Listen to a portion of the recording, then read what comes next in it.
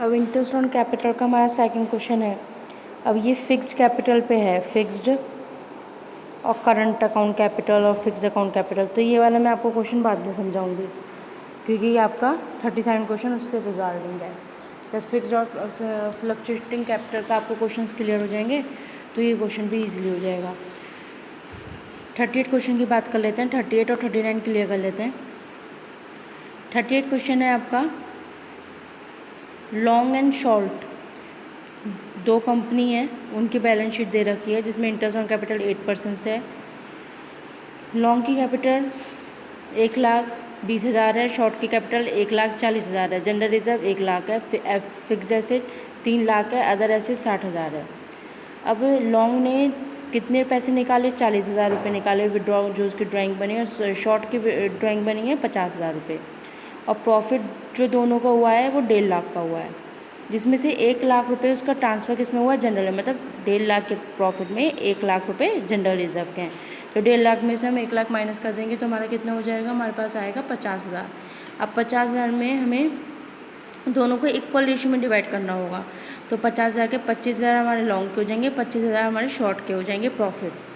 अब हमें क्या है, इसमें क्लोजिंग कैपिटल दे रखी है, तो ड्राइंग को हम ऐड कर देंगे, प्रॉफिट को हम लेस कर देंगे, तो हमारा कैपिटल निकल के आ जाएगी, ड्राइंग निकल के आ जाएगी। देन हम इसमें फॉर्मूला लगाएंगे इंटरेस्ट ऑन कैपिटल का, capital into rate by 100।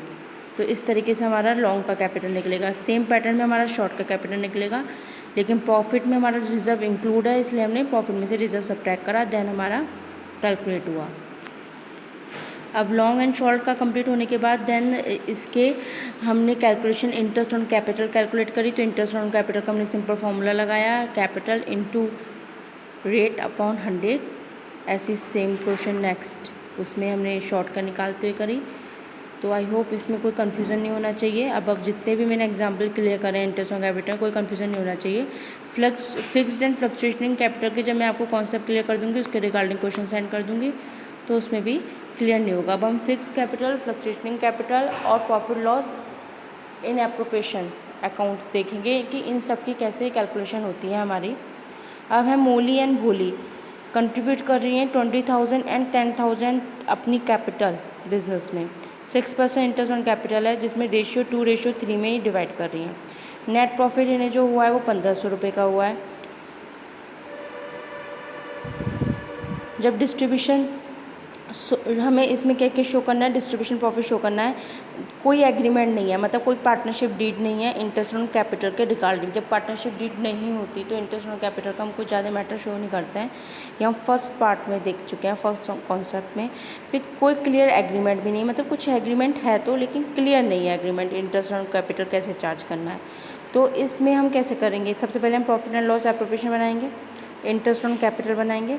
Interest on capital हम मोली का निकालेंगे। मोली की कितनी कैपिटल थी? 20,000 की। 6% का इंटरेस्ट लगा तो कितनी की कैपिटल हो गई? 1,200 रुपये की। भोली की निकालेंगे ऐसे ही, तो भोली की कितने की इंटरेस्ट ऑन कैपिटल होगी? 600 रुपये की।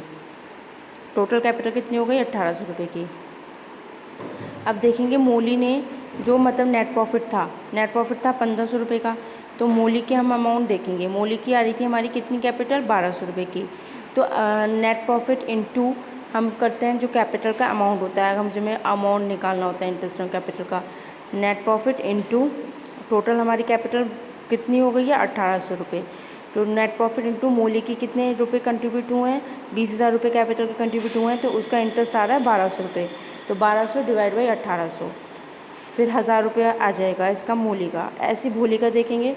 भोली के जो हमारे भोली का नेट प्रॉफिट है, नेट प्रॉफिट तो हमारा सेम है फर्म का, नेट प्रॉफिट इनटू भोली का इंटरेस्ट ऑन कैपिटल का amount upon total interest on capital. तो भोली का इंटरेस्ट ऑन कैपिटल का अमाउंट हमने डाला upon total interest on capital, फिर देन हमने कैलकुलेट करा तो 500 के आ गई इंटरेस्ट ऑन कैपिटल। इस तरीके से हमारी इंटरेस्ट ऑन कैपिटल कैलकुलेट हो गई। और अगर हम पर्टिकुलर्स में देखें तो बाई प्रॉफिट, नेट प्रॉफिट अगर देखें तो 1,500 रुपये का नेट प्रॉफिट हो गया। देन दोनों को हम टोटल करेंगे, दोनों का टोटलिंग अमाउंट हमारा इक्वल आएगा। बहुत सिंपल है। सबसे पहले कैपिटल ली मोली और भोली की, उसे रेट ऑफ इंटरेस्ट से मल्टीप्लाई करा, रेट ऑफ इंटरेस्ट से मल्टीप्लाई करने के बाद टोटल अमाउंट आ गया। देन टोटल कैपिटल होने के बाद हमने मोली की कैपिटल निकाली। मोली की कैपिटल का अमाउंट था हमारा कितना? नेट प्रॉफिट से हम निकालते हैं। नेट प्रॉफिट हमारे 1500 का, तो नेट प्रॉफिट तो हमने ट्रांसफ़र कर ही रखा है।